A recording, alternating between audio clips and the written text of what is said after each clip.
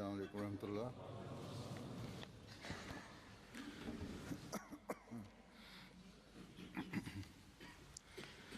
أشهد أن لا إله إلا الله وحده لا شريك له وأشهد أن محمدا عبده ورسوله أما بعد فأعوذ بالله من الشيطان الرجيم بسم الله الرحمن الرحيم الحمد لله رب العالمين الرحمن الرحيم مالك يوم الدين إياك نعبد وإياك نستعين اهدنا الصراط المستقيم صراط الذين أنعمت عليهم غير المغضوب عليهم ولا الضالين.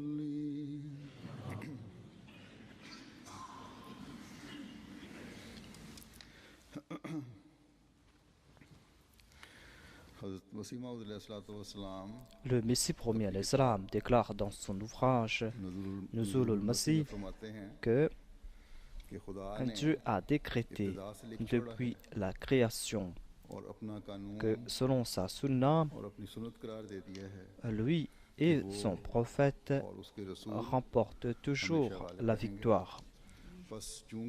Puisque je suis son prophète, puisque je suis son envoyé, sans que je n'ai apporté de nouvelles charia, sans avoir fait de nouvelles déclarations, sans apporter de nouveaux noms, j'ai porté le nom du saint prophète Mohammed Mustafa sallallahu alayhi wa sallam.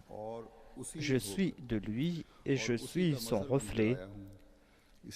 Et je dis que la déclaration de ce verset a été prouvée vraie depuis l'époque d'Adam jusqu'à l'époque du saint prophète Mohammed sallallahu alayhi wa sallam.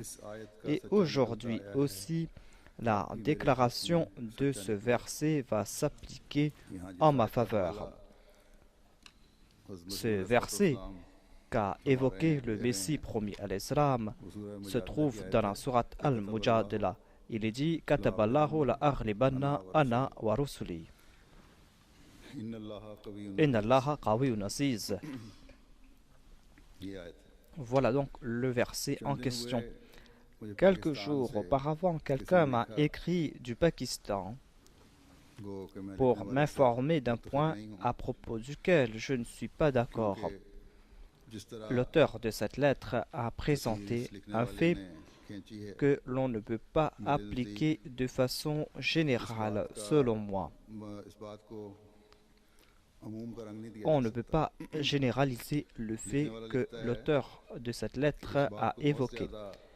Il a écrit en disant qu'on doit évoquer dans les publications de la communauté le fait que le Messie promis à l'Islam, Hadrat Mirza Ghulam Ahmad, est un prophète de Dieu. Car certaines personnes hésitent à dire qu'il était un prophète de Dieu. Selon moi, c'est là une mauvaise opinion concernant les membres de la communauté. On ne peut pas généraliser ce fait. Il se peut que les gens qui sont en contact avec celui qui a écrit cela puissent faire preuve de couardise en raison de la situation. Mais ce ne sont là que quelques personnes qui sont tombées sous l'influence de ce monde. Ces personnes sont victimes de leur prudence, de leur politique. Ce sont des personnes qui n'ont pas lu les directives du Messie promis à l'Islam. Ces personnes n'ont pas eu cela devant leurs yeux. Ce sont des personnes qui n'écoutent pas mes sermons, car moi je m'efforce d'éclaircir ces faits et de démontrer clairement le statut du Messie promis à l'Islam.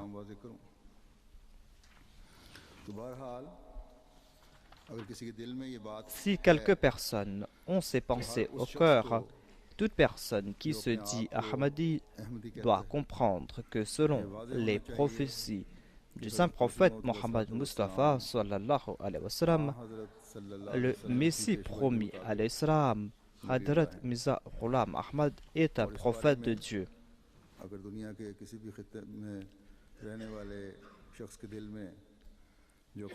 Si toute personne qui se dit Ahmadi, là où elle se trouve, a des appréhensions à ce sujet, elle doit s'en débarrasser.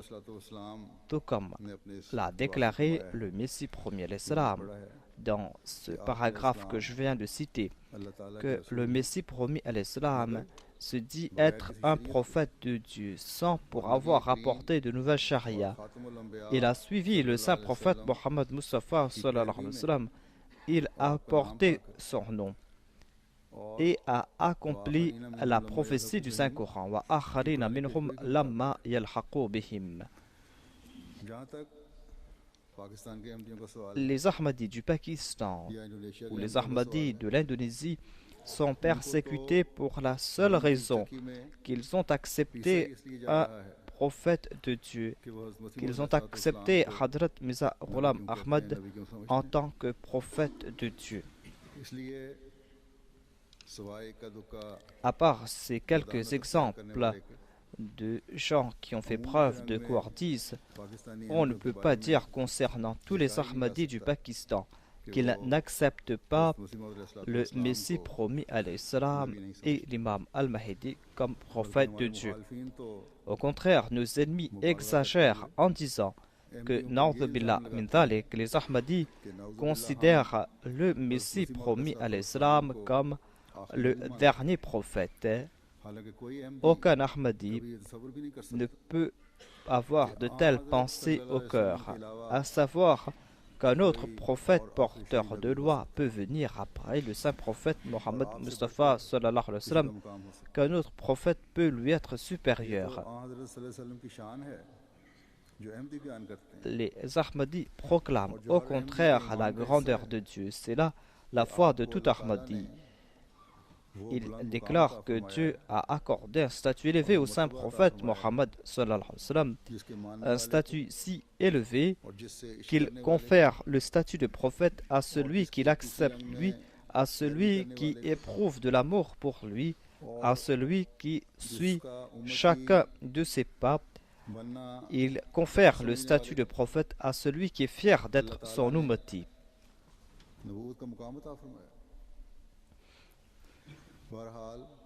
En tout cas, le saint prophète Mohammed Mustafa sallallahu alayhi wa sallam est le Khatam al-Nabiyyin et le Messie promis à l'Islam est un prophète de Dieu parce qu'il a suivi le saint prophète Mohammed Mustafa sallallahu alayhi wa sallam.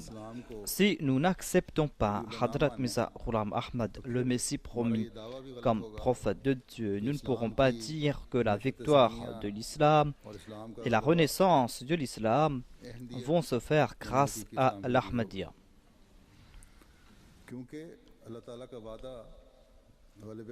La promesse de la victoire faite par Dieu a été faite à propos du prophète, tout comme cela est évident selon le verset. Cette promesse ne concerne pas un mujaddid, un réformateur. Cette promesse concernant la victoire de l'islam dans les derniers temps est faite avec ceux des croyants à qui s'applique le verset wa akharina minhum lamma yalhaqu bihim. C'est pour cette raison que le saint prophète sallallahu alayhi wa sallam a conseillé les croyants de transmettre ses salutations au Messie, au Mahdi, lorsqu'il viendra. Ils doivent lui transmettre ses salutations même s'ils sont à ramper sur de la glace. Parce que grâce au Messie et au Mahdi, ils vont renforcer leur foi. Et grâce à cela, vous allez participer dans la dernière bataille pour la victoire de l'islam. Une bataille qui ne va pas se faire par des épées, par des obus. Une bataille qui va se faire par des arguments et des preuves. Vous devez participer dans cette bataille et être de ceux qui me suivent à la lettre. Par ce faire, vous aurez le plaisir de Dieu. Vous serez considérés comme de véritables croyants. Les Ahmadis ont accepté le Messie promis à l'Islam, car en se liant avec lui, ils ont renforcé leur foi en Dieu et dans le saint prophète Mohammed Mustafa sallallahu alayhi wa sallam. Et grâce à cela, ils vont voir aussi la victoire de l'islam. Que l'on se souvienne aussi que si le Messie promis à l'Islam n'est pas un prophète, alors il n'y aura pas non plus de califat, parce que le califat est lié avec la Naboua. Le califat dépend de la Naboua. C'est le califat ala minhaj al-Naboua. Le Messie premier l'Islam était le Khatam al-Khulafa et c'est pour cette raison que Dieu lui a conféré le statut de prophète et le califat a débuté par son entremise. Et ce système a perduré au sein de la communauté. Et l'on pourra établir un lien avec le califat quand on acceptera le Messie promis à l'Islam comme prophète de Dieu. Une fois, lorsque certaines personnes sont venues prêter allégeance au Messie promis à l'Islam, il leur a prodigué quelques conseils afin de renforcer leur foi.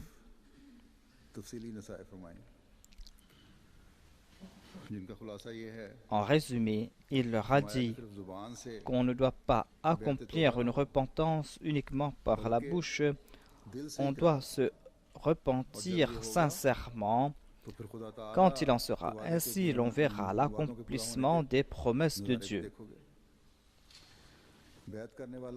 Celui qui prête allégeance désire apporter en sa personne des changements purs. C'est là le désir de ces personnes. Voilà ce que nous voyons aujourd'hui parmi ceux qui embrassent la communauté Ahmadiyya. Ces personnes désirent progresser dans la spiritualité. Elles en font mention dans leurs lettres. Ces personnes ressentent un changement pur en leur personne. Les autres aussi ressentent ce changement.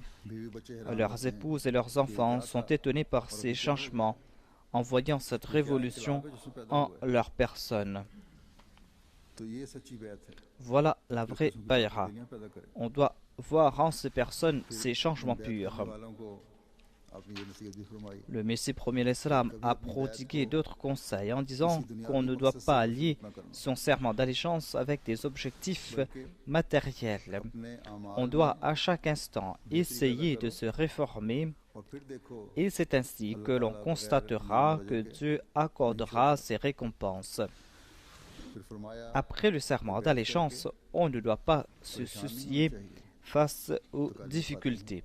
On va faire face à des difficultés, mais petit à petit, le véritable croyant remporte la victoire sur ses ennemis, car Dieu a promis que lui et ses prophètes ou son prophète remporteront la victoire.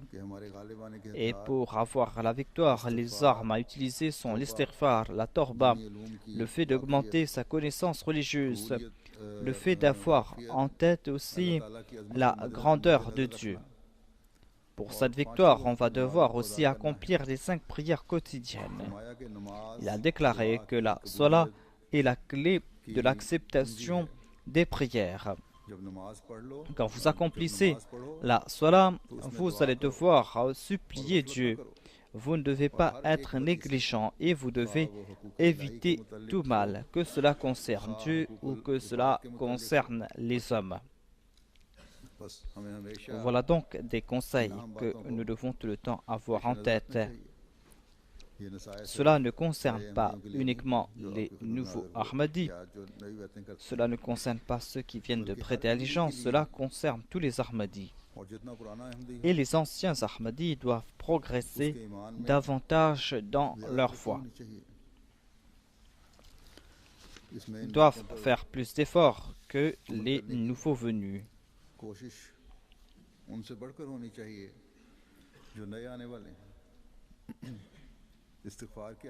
Que signifie l'istighfar? L'istighfar signifie implorer le pardon de Dieu pour ses péchés du passé, se mettre sous la protection de Dieu afin de se protéger des péchés. La tawba signifie un repentir sincère. Cela veut dire ressentir du dégoût pour ses péchés antérieurs et de faire l'intention d'éviter ces péchés à l'avenir, et de ne cesser d'implorer l'aide de Dieu afin d'être persévérant, afin de comprendre que personne ni rien ne pourra les ébranler. Il y a aussi la connaissance religieuse. En tête de liste, il y a la connaissance du Saint-Coran. Ensuite, il y a les enseignements du Messie premier l'Islam, les choses qu'ils nous ont expliquées à la lumière du Saint-Coran et des hadiths. Il a écrit plusieurs ouvrages, des ouvrages qui sont là pour prouver la supériorité de l'islam grâce à des preuves et des arguments. Grâce à ces ouvrages, on va prouver qu'aucune religion ne pourra se mesurer à l'islam, car l'islam est la dernière religion parfaite. Ensuite, il y a la grandeur de Dieu. Si on a en tête la grandeur de Dieu, cela voudrait dire qu'on aura cette certitude que Dieu est celui qui a tout créé et c'est lui qui subvient aux besoins de tout un chacun. Dieu a connaissance parfaite de tout ce qui existe dans les cieux ou sur terre. Il est notre Rabb. La vie et la mort se trouvent entre ses mains. Il a pouvoir sur toutes choses. Il est omniprésent et il nous voit à chaque instant. En de telles situations, on ne peut accomplir des actions qui soient contraires au plaisir de Dieu. Lorsqu'on va ressentir cette grandeur au cœur, l'on sera porté automatiquement à respecter les 5 prières quotidiennes. Et l'on va se consacrer à la prière et aux supplications. Et en raison de cette relation, notre confiance en Dieu va grandir. L'on aura plus de certitude concernant l'accomplissement des promesses de Dieu et cette certitude va grandir. Et il a déjà déclaré que la salat est la clé de l'acceptation des prières. La salat est la prière qui rapproche l'homme de Dieu. L'homme établit une relation vivante avec Dieu. Donc, on doit embellir les salats, prier aux heures prescrites, tout comme l'enjoint le Saint-Coran. Le saint prophète Mohammed sallallahu alayhi wa sallam a souligné l'importance de cela. Le Messie promis et l'imam Al-Mahdi en a fait de même. Quand on va agir ainsi, l'on sera enclin à s'acquitter de ses devoirs envers Dieu et on va s'acquitter aussi de ses devoirs envers ses créatures. Le Messie promis à l'Islam déclare que si vous apportez ces révolutions en vous, vous allez participer dans cette victoire. Cette victoire qui a été décrétée avec l'avènement du Messie promis à l'Islam.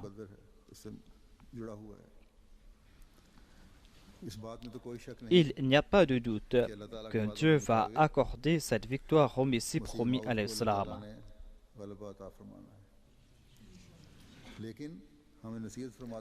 Mais il nous a prodigué des conseils en disant que voilà les actions que vous allez devoir accomplir afin de remporter cette victoire.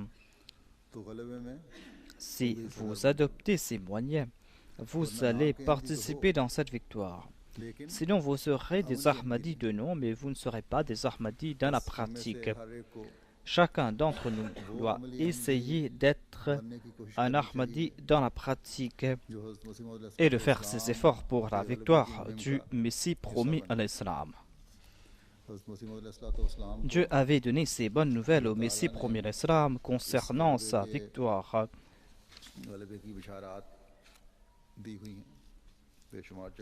Il en a fait mention dans de nombreux endroits. Et chaque jour qui se lève nous montre l'accomplissement de ces bonnes nouvelles.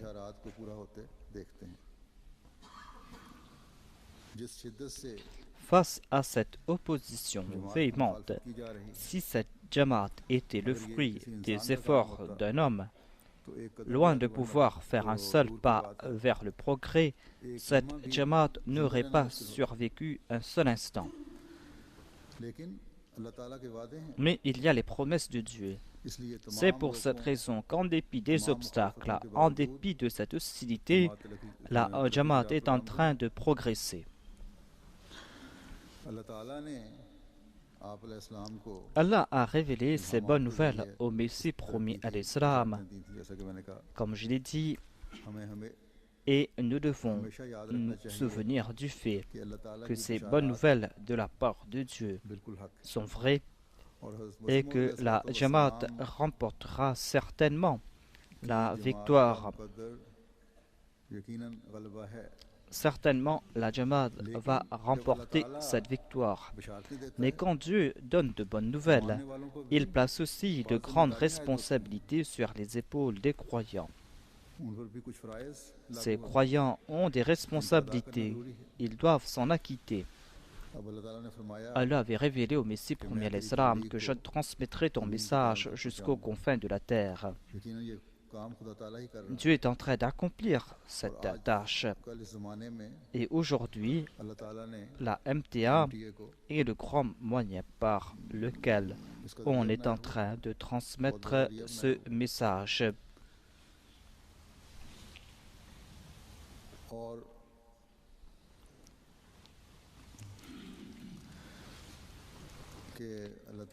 Et ce message est en train d'atteindre les confins de la terre.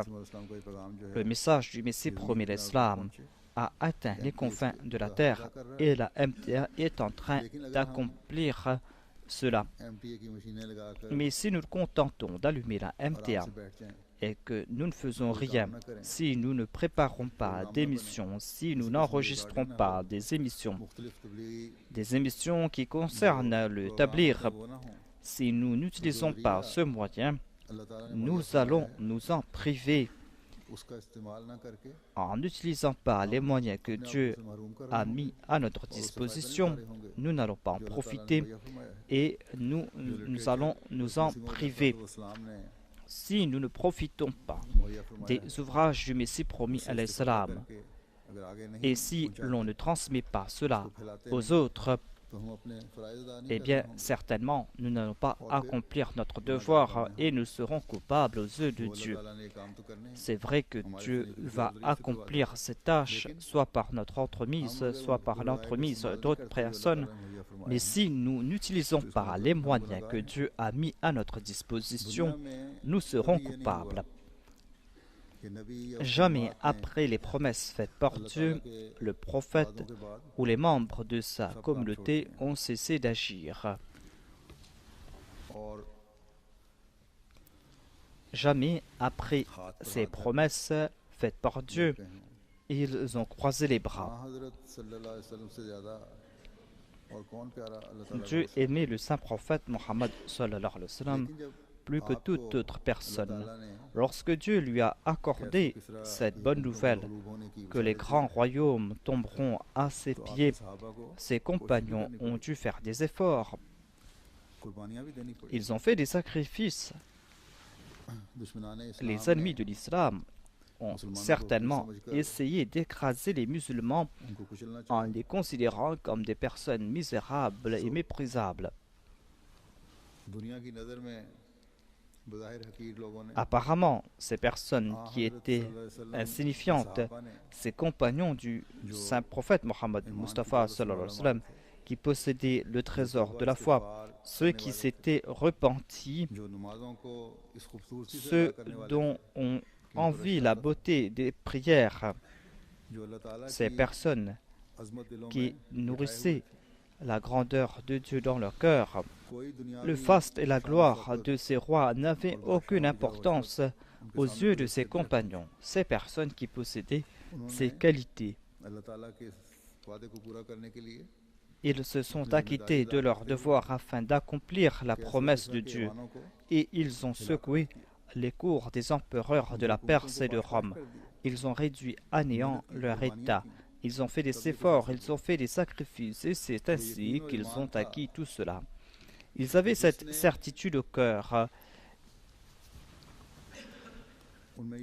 et ils savaient très bien que les autres possédaient le pouvoir.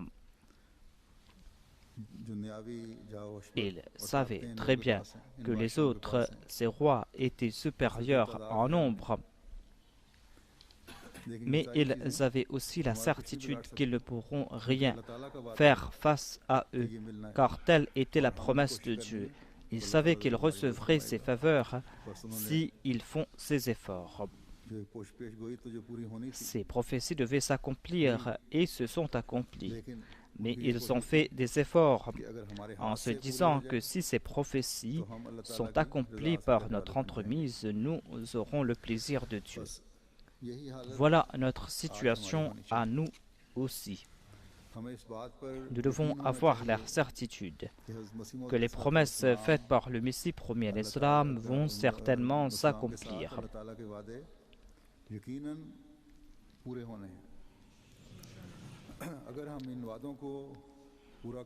Si nous accompagnons ces promesses avec nos efforts insignifiants, si nous comprenons nos responsabilités,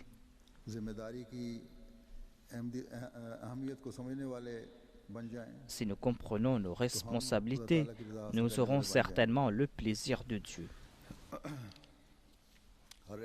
Tout Ahmadi, tout travailleur de la communauté doit comprendre ses responsabilités.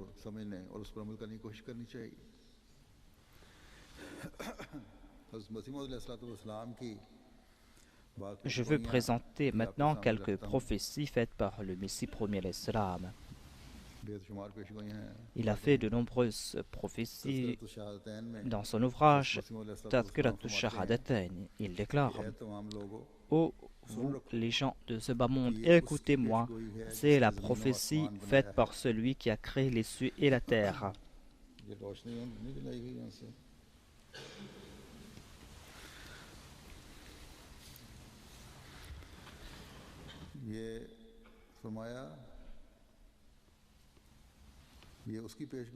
C'est la prophétie faite par celui qui a créé les cieux et la terre. Il va répandre sa Jamaat dans les 4 coins du monde. Et il va leur accorder la suprématie grâce à leurs preuves et leurs arguments. Ce jour est proche, ce jour est très proche, où il n'y aura qu'une seule religion qui sera honorée. Dieu va bénir extraordinairement cette religion et cette communauté.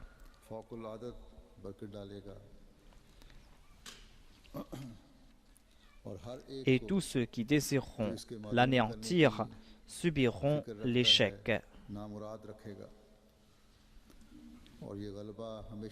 Cette suprématie sera éternelle. Cette suprématie va durer jusqu'au jour de la résurrection.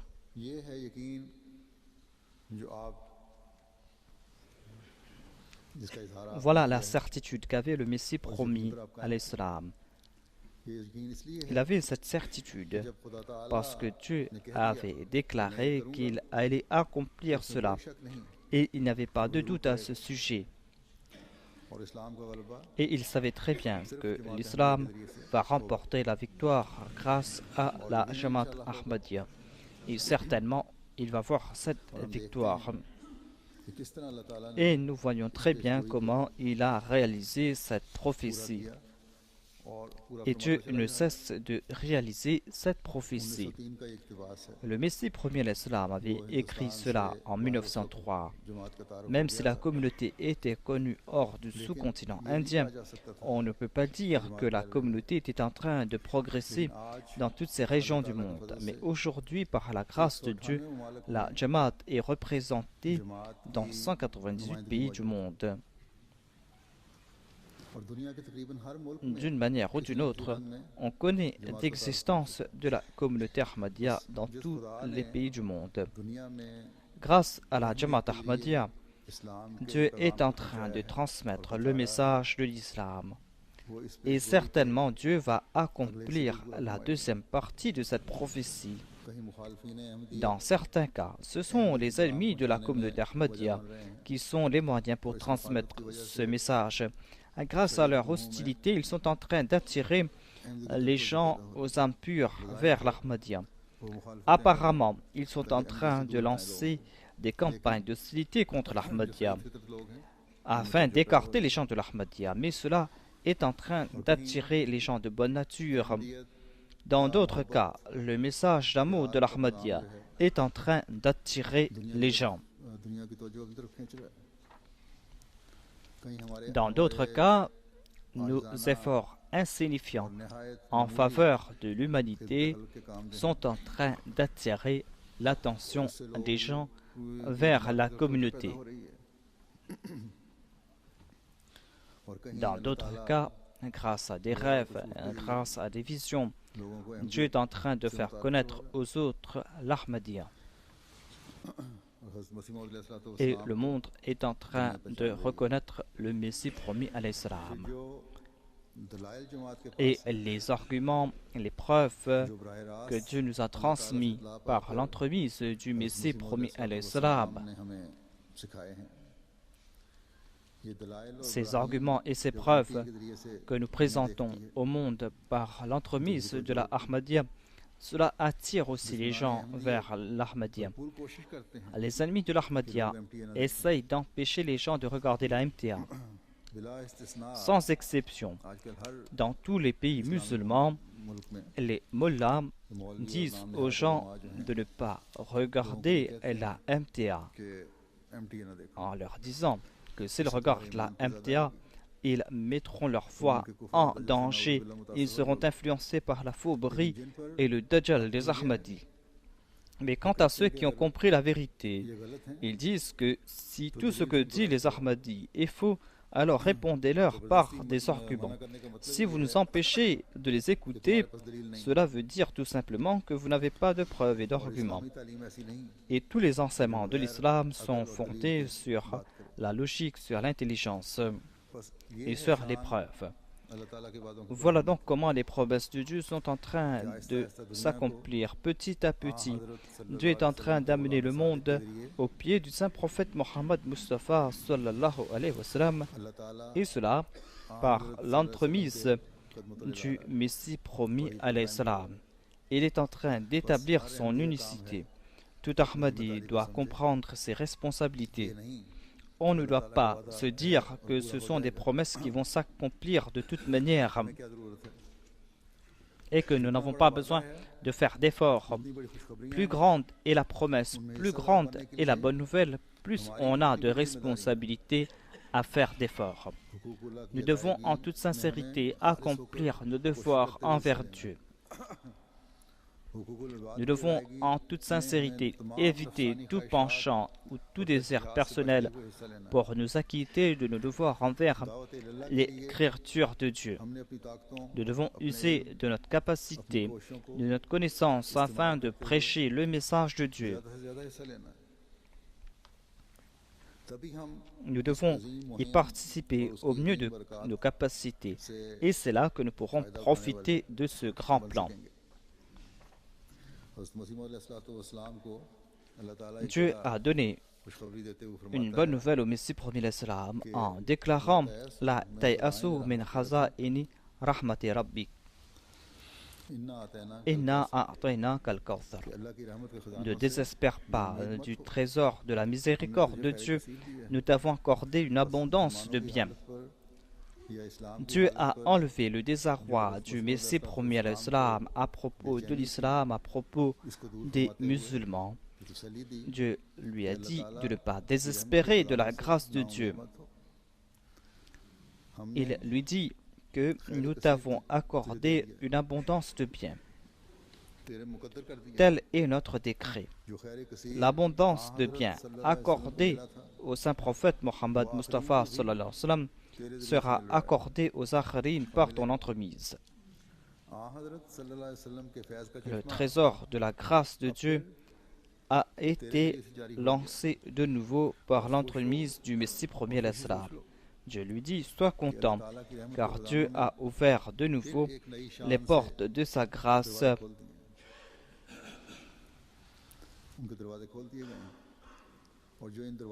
Celui qui entrera par cette porte afin d'acquérir ces trésors en recevra en abondance. Aujourd'hui, le désarroi règne parmi les musulmans. Il y a ceux qui veulent aider l'islam. Il y a ceux qui sont sérieux à ce sujet. Mais ces personnes n'ont pas de guide. Elles ne savent pas la route à suivre et elles tombent dans le désespoir. Et ce désespoir ne fait qu'accroître leur désarroi. Et cela les mène dans la mauvaise direction. De telles personnes doivent comprendre cela. Ceux qui peuvent transmettre ce message doivent leur faire comprendre que Dieu a fait couler de nouveau cette source d'abondance de biens par l'entremise de son envoyé, du Messie premier l'Islam, de ce bien-aimé du saint prophète Mohammed Mustafa sallallahu alayhi wa sallam, lui qui a reçu ce titre en raison de son amour pour le saint prophète Mohammed sallallahu alayhi wa sallam. Si vous voulez mettre fin à ce désespoir, vous devez entrer dans le giron du Messie. Vous devez vous lier à lui et mettre fin ainsi à ce désespoir. C'est lui qui jouit du soutien de Dieu. C'est lui que vous attendez. Méditez à ce sujet. On a fait tout pour faire taire la voix du Messie premier l'Islam. Toutes ces forces se sont unies pour cette tâche depuis les 100 dernières années. Mais est-ce qu'ils ont pu réduire au silence cette voix? Comme je l'ai dit, cette voix s'est répandue dans les 4 coins du monde. Et cette voix est en train de résonner dans les 4 coins du monde. Et cette voix ne va pas cesser de résonner.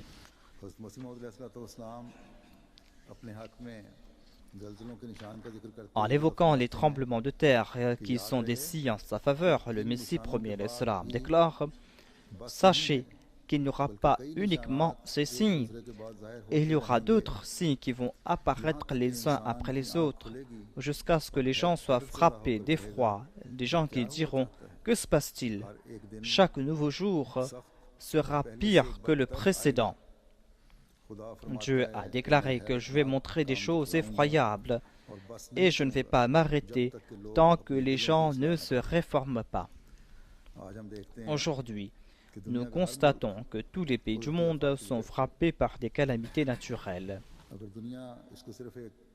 Les gens peuvent considérer cela comme l'effet de la nature. Certains considèrent cela comme des phénomènes qui apparaissent de temps en temps. C'est ce que disent les scientifiques. Si les gens acceptent cela et rejettent ces signes et ne se tournent pas vers leur Créateur, eh bien qu'ils sachent que ces signes et ces tremblements de terre ont trait avec l'avènement du Messie premier l'Islam.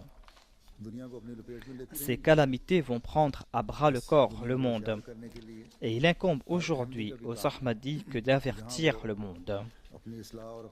D'une part, ils vont devoir se réformer, ils vont devoir renforcer leur foi et ils vont devoir faire des efforts afin de rapprocher le monde de Dieu. C'est une tâche des plus importantes qui nous a été confiée. Là où on a pu présenter le message d'amour de la Jamaat, le prochain message est que cet amour pour l'humanité requiert de notre part que nous devons sauver les hommes de la destruction. Nous devons faire en sorte que les gens puissent reconnaître Dieu, afin qu'ils puissent se protéger de ces calamités, afin qu'ils puissent reconnaître la raison pour laquelle Dieu les a créés.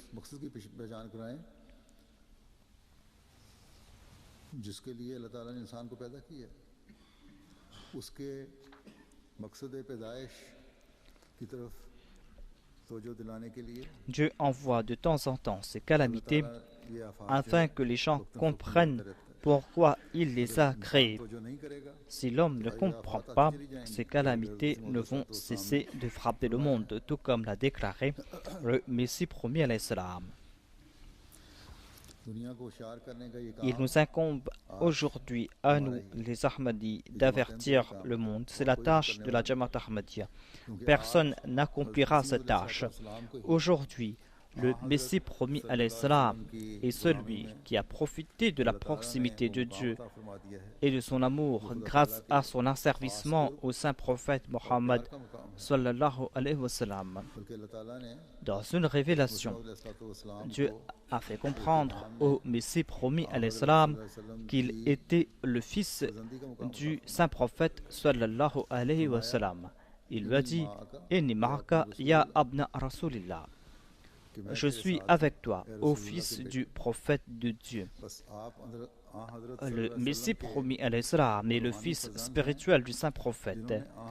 Il est venu compléter la mission du saint prophète. Et c'est là la responsabilité de ceux qui l'ont accepté.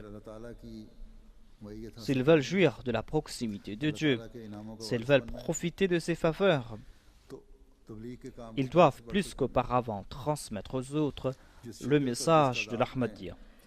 Depuis quelque temps, le nombre de calamités qui frappent le monde n'a cessé de s'accroître et ces calamités sont d'une plus grande violence. Nous devons, quant à nous, faire plus d'efforts afin d'avertir le monde. On doit faire des efforts pour faire comprendre cela aux musulmans. Dans la deuxième partie de cette révélation, Dieu dit au Messie promis l'Islam de réunir tous les musulmans du monde sous la bannière de cette seule religion. Cet ordre a été donné au Messie promis l'Islam. C'était là son devoir. Il a accompli cette tâche. Mais aujourd'hui, nous devons nous aussi accomplir cette tâche. Nous devons transmettre cela aux autres. Même s'il est vrai qu'il y a des restrictions dans certains pays musulmans et qu'on ne peut pas prêcher ce message ouvertement. Les soi-disant ulémas empêchent les gens d'écouter ce message. Mais lorsqu'on ferme une porte, on ouvre une autre porte.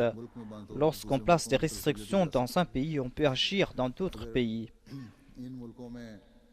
Si on ne peut pas prêcher ce message directement, on peut le faire grâce à la MTA. Et par la grâce de Dieu, en dépit de tous ces obstacles, on est en train de transmettre ce message aux autres et les gens sont en train d'embrasser l'Ahmadiyya. Ensuite, il y a d'autres pays où il n'y a pas de restrictions légales.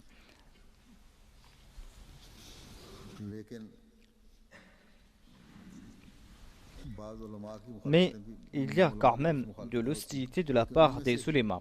Mais même parmi ces ulémas, il y a ceux qui sont de bonne nature, des gens qui participent dans nos programmes et des gens qui sont enclins à embrasser l'Ahmadiyya. Et là où il n'y a pas de restrictions légales, et là où les gens sont en train de se tourner vers l'Ahmadiyya, dans les pays musulmans, surtout en Afrique, là-bas, on doit redoubler d'efforts. C'est la tâche de la Jamaat dans ces pays. Dans certains pays d'Afrique, les imams sont en train de se joindre à la communauté avec leur congrégation tout entière. Tel est le décret de Dieu. C'est Dieu qui est en train de guider les gens. Nous avons à faire des efforts insignifiants. En expliquant cette révélation, le Messie promis alayhi salam déclare: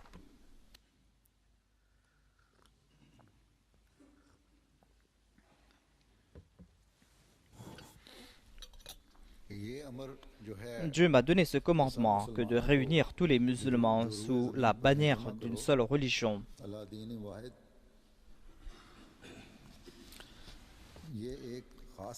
C'est un ordre spécifique que Dieu m'a donné. Il y a deux types de commandements. Il y a des commandements qui concernent la charia. Par exemple, il est dit, il faut faire la sola, il faut payer la zakat, il ne faut pas tuer les innocents, etc.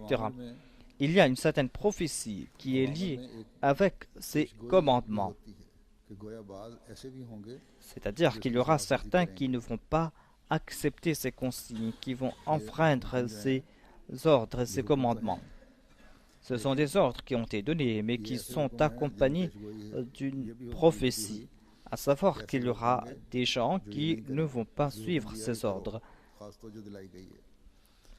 Par exemple, il avait été dit aux Juifs qu'ils ne doivent pas interpoler ou changer la Torah.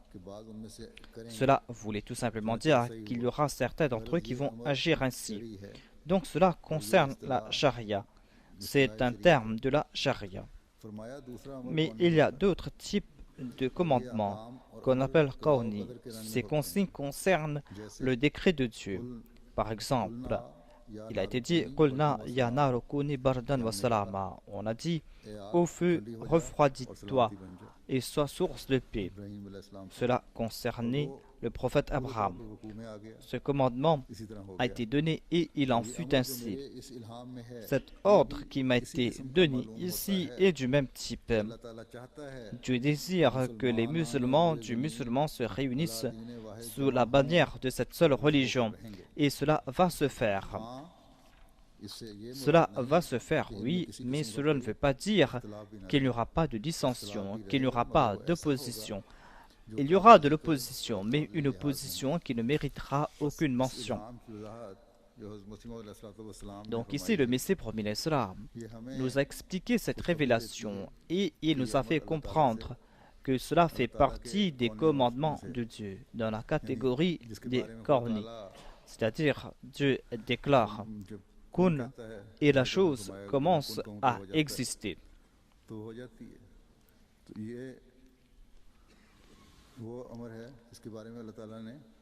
Voilà donc ce type de commandement qui a été donné. Kun ne signifie pas que Dieu n'a qu'à prononcer kun et la chose existe. La chose commence à exister, mais cela doit suivre les règles de la nature. Cela doit passer par le laps de temps qui est imparti. Cela va prendre le temps nécessaire, mais le résultat va certainement se faire voir. En disant kun, un enfant est conçu et la gestation de cet enfant ou de cet animal va prendre le temps nécessaire. La gestation va se faire selon la loi de la nature. Cela ne veut pas dire qu'après avoir kun, l'enfant naît immédiatement ou l'enfant naît après 2 minutes ou 2 jours. Le processus va le prendre nécessaire, mais tout cela se passe sous l'ordre de Dieu. On ne doit pas avoir de malentendu à ce sujet. Dieu a décrété que les musulmans vont devoir se réunir sous la bannière d'une seule religion. Ce processus a débuté. Et de chaque école de pensée parmi les musulmans, les gens sont en train de se joindre à la communauté Ahmadiyya, à la communauté du Messie promis alayhi salam. C'est pour cette raison qu'on ne doit pas se faire de soucis en disant que dans certains pays musulmans, les Ahmadis sont considérés comme des citoyens de troisième catégorie. Et comment les musulmans vont venir se joindre à nous? Le Messie promis alayhi salam a déclaré que c'est le décret de Dieu et cela va certainement se faire. Aujourd'hui, on est en train de nous faire souffrir. Les musulmans sont en train de nous faire souffrir. Mais de parmi eux, il y aura ceux qui vont ressentir de l'amour à notre égard. Et nous en serons témoins. Les faibles doivent avoir cette certitude et doivent avoir cette foi. Et quant à ceux qui ont été influencés par ce bas monde, ils doivent eux aussi se souvenir de cela, à savoir que le décret de Dieu entrera en application. Et on ne doit pas pour aucune raison faire preuve de couardise. On ne doit pas avoir honte ou on ne doit pas se soucier de l'hostilité des ennemis de la communauté. On ne doit pas penser que si on va dévoiler sa foi, l'on sera traité ainsi ou ainsi. On passe par ces souffrances, mais les croyants n'accordent pas plus d'importance à ces souffrances qu'une piqûre d'aiguille. On ne doit pas avoir peur de ces piqûres d'aiguille pour cesser notre travail. On ne peut pas cacher notre foi. 99,99% des Ahmadis du Pakistan font preuve de grande bravoure en dépit de cette hostilité au Pakistan. Et les Ahmadis de l'Indonésie, les Ahmadis du Pakistan et les Ahmadis du monde entier, là où ils font face à cette hostilité, ils font face à cette hostilité et ce sont leurs sacrifices qui sont en train d'ouvrir de nouvelles voies. Et un jour, le monde musulman et le monde non musulman va se réunir et va présenter au monde l'image de cette Ummah Wahida. Telle est la promesse de Dieu. Le Messie promis à l'Islam déclare: Dieu m'a informé à plusieurs reprises qu'il va m'honorer et il va mettre mon amour dans les cœurs des gens. Et il va répandre ma communauté dans les 4 coins du monde. Et il va accorder prééminence à ma communauté. Les membres de ma communauté vont posséder grand savoir et grande connaissance et vont fermer la bouche des autres grâce à leur connaissance, grâce à leur vérité et leurs preuves et arguments. Voilà la grande nouvelle qui a trait à la victoire de l'islam. Nous devons, quant à nous, faire des efforts afin de renforcer notre foi. Nous devons, quant à nous, embellir nos actes d'adoration. Nous devons faire grandir notre lien avec Dieu et nous devons être un soutien du Messie promis à l'Islam afin de relancer la renaissance de l'islam, afin que nous puissions, nous et nos enfants, récolter les faveurs de Dieu. Qu'Allah nous en accorde la possibilité.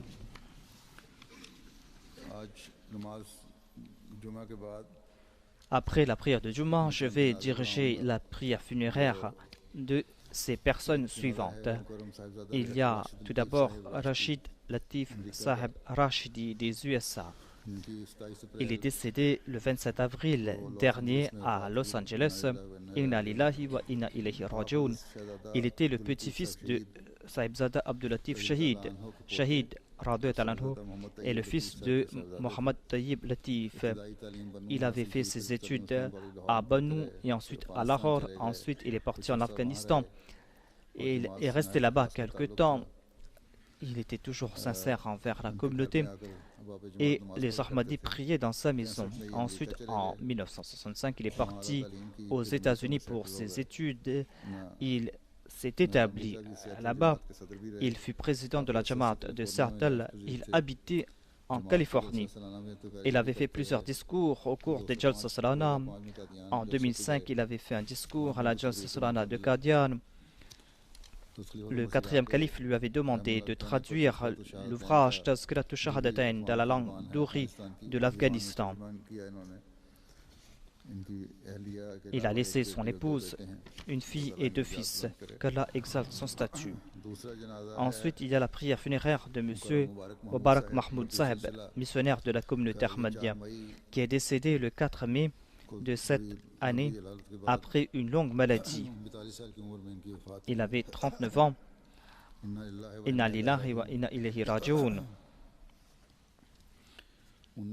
Il avait complété ses études à la Jamia en 1889.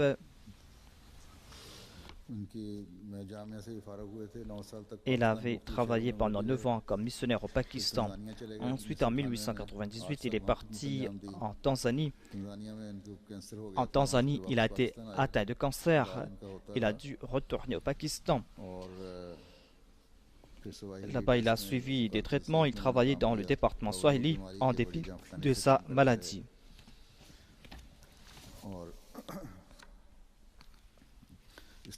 Il a beaucoup souffert de sa maladie, mais il a fait preuve d'une grande patience et il n'a jamais laissé sortir de sa bouche des paroles amères. Il n'a jamais fait preuve d'impatience. Il parlait toujours avec grande aménité. Il était moussi par la grâce de Dieu. Il a laissé derrière lui son épouse et 3 fils. Il a laissé aussi ses parents. Il avait 4 frères. Il était le fils de l'amir de la région de Mirpur Khas.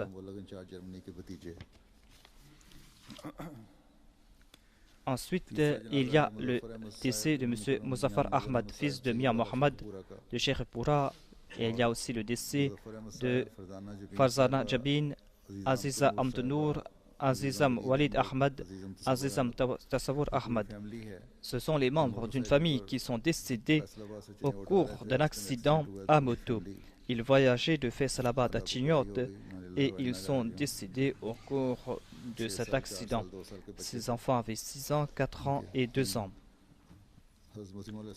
Ils appartenaient à la famille d'un compagnon du Messie premier l'Islam qui s'appelait Mian Shaban Ahmad.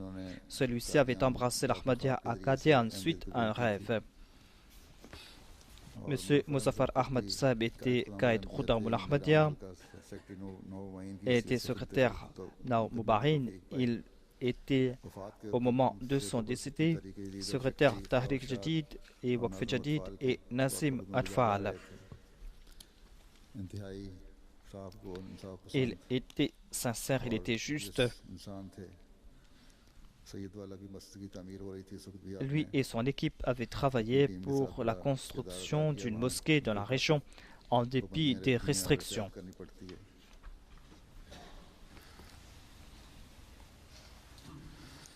La communauté a perdu cette mosquée en 2008.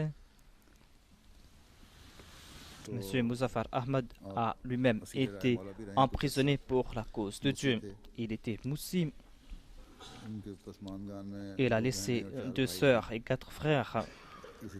Son épouse a laissé comme parents son père, Sheikh Fazal de Lahore, et 6 sœurs et 4 frères. Qu'Allah leur accorde son pardon, qu'Allah exalte leur statut.